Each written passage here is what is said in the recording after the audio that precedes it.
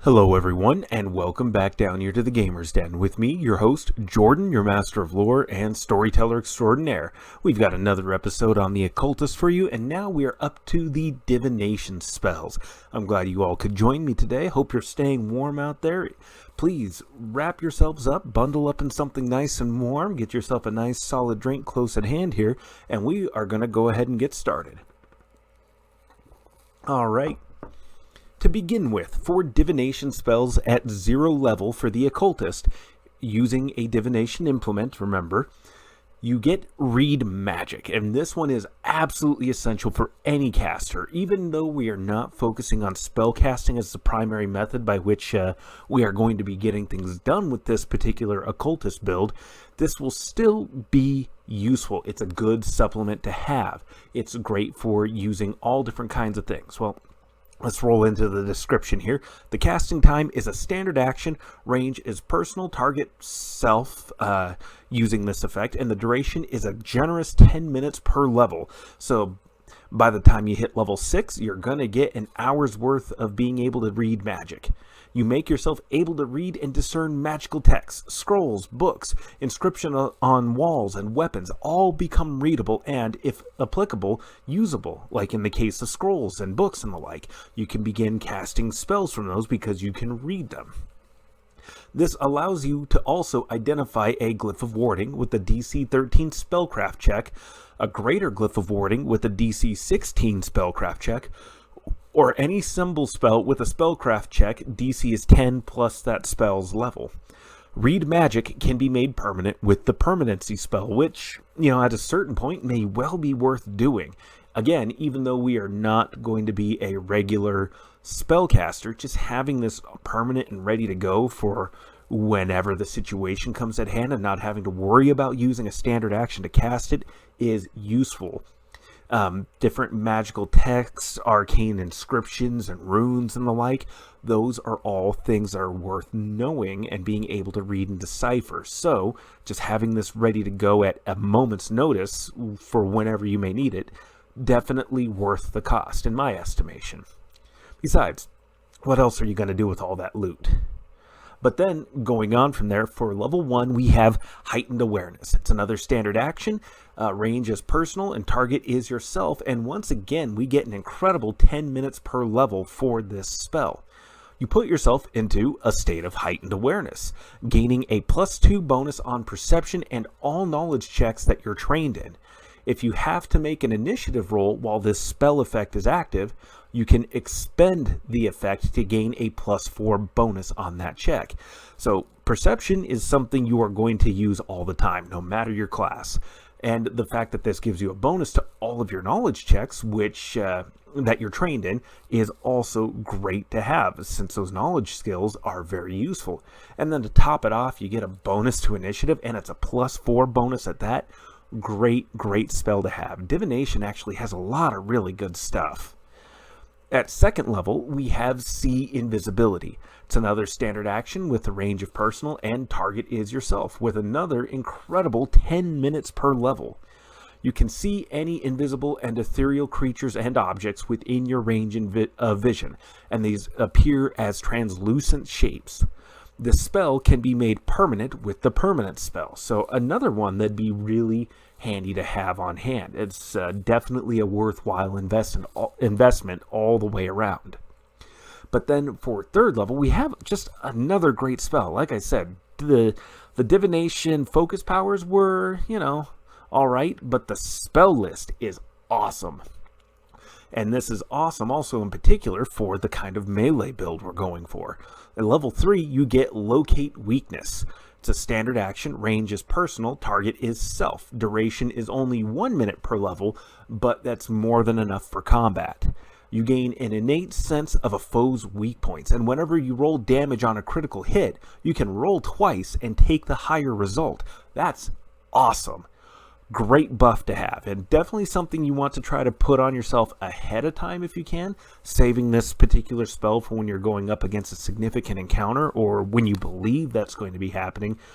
This will really help with your damage output. I mean, we all end up rolling ones on damage at some point. That's just the nature of the dice. So even if you can only get that up to a 3, that will be massively useful. This won't count for effects like sneak attacks or things like weapon enhancements, like holy damage, like from the holy enchantment. That won't allow you to re-roll the 2d6 that you get out of that. But for everything else, your damage dice and everything, that you get to re-roll. And then at 4th level, we get Detect Scrying for the 4th level spell from Divination.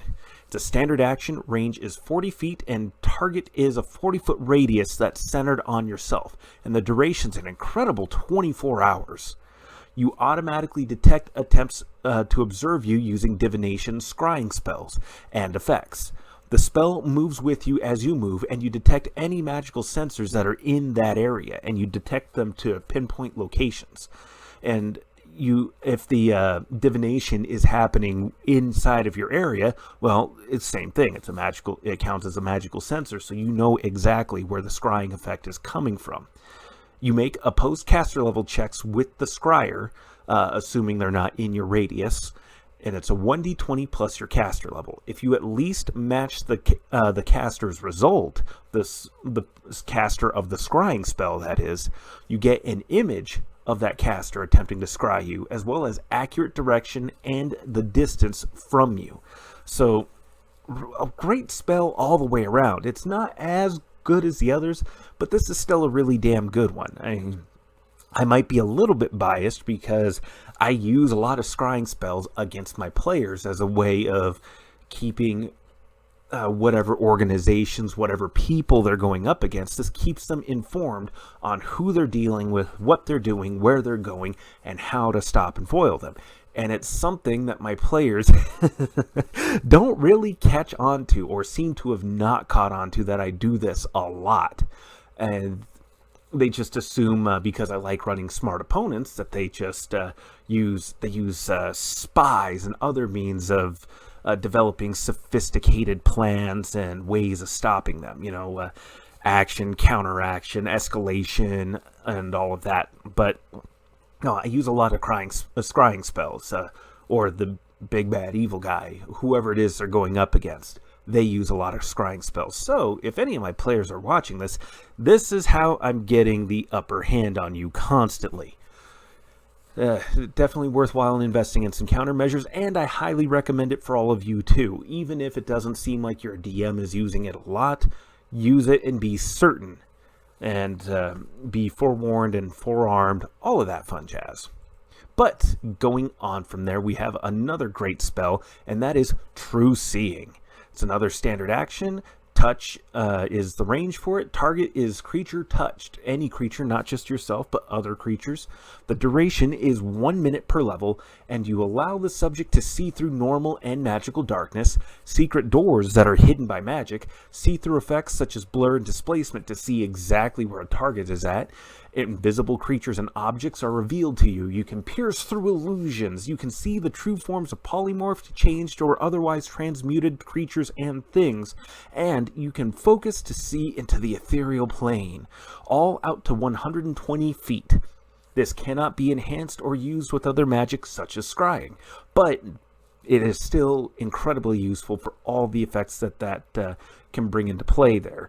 Unfortunately, this one does not seem to be able to be made permanent, although I could make an argument for it, but it's still a worthwhile buff to have. It's still something, if you want to, you can get it put on the set of goggles that you're using as the divination implement, and be able to see through all different kinds of buffs and enchantments that the enemies like to wreath themselves in. Definitely a great spell to have. And then 6 is another one that's just really good. Divination has had no misses on this particular list. Prediction of Failure. It's a standard action to use. Range is 25 feet plus 5 feet for every 2 levels. Target is 1 creature. The duration is permanent or at least 1 round per level. And you inflict shaken and sickened on a target with every vision of failure they have yet to suffer. This will A will save reduces this to 1 round per level. If the target you hit this with is a spellcaster and they fail the save, they will gain 1 random spell blight. So you get something else on top of it aside from the shaken and sickened debuffs, which are already going to be a great combination to hit someone with anyways. If you're doing this to a spellcaster and they fail, then they get a random spell blight on top of it. That is just goddamn amazing. Great debuff to have in your back pocket, and the fact that it's something close range isn't that much of a hindrance for us, since we're making an occultist build that likes to get right up and close in melee range with the enemy anyways. So you're more likely to be able to hit the back line. You're able to hit those clerics and wizards with these different spells, or if you can't, Dimension Door in close and then hit them with this. It's absolutely great to have. But that's it for the divination spells. We'll be going on with another implement school and the different spells that you get access to with that. Really, there are still some divination spells on this list. There's plenty, in fact, that are not all that good. But these are probably the cream of the crop. The ones that are cherry picked out that are going to give you the most bang for your buck, or in this case, spell slot. And, well, everything else is fitting for an occultist, and certainly I like the RP, I like the flavor of a lot of the spells, but mechanically, this will be your best benefit. But if you disagree with me, go on down to the comments below and let's go ahead and get started on the discussion for it. Certainly, there's so many creative uses with all of the different spells that, that just goes beyond the simple mathematics and mechanical effectiveness. Certainly, it's not my go-to to go by what is the most mechanically effective anyways, but these guides wouldn't be much helpful if you didn't know which was going to give you the most benefit. Or if you like today's video, then still, go ahead and let me know in the comments below. Click the like button. Certainly, it's helpful for me and the algorithm. Gotta play to the algorithm and everything. But if you want to have more content, then good news for you. There's going to be a couple more videos popping up over here. On top is something that the almighty Google has decided you will enjoy as well. The other is another one that I've done recently here that I think you're going to find to be particularly fantastic. But if this has not been your first stop here at the Gamer's Den, then clearly you're enjoying something here about the channel. So go on down there, hit the subscribe button, and become a regular member.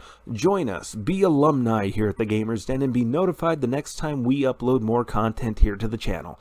But until that time, I've been your host, Jordan, your master of lore and storyteller extraordinaire. Thank you all so very much for your time, and you all have yourselves a good night.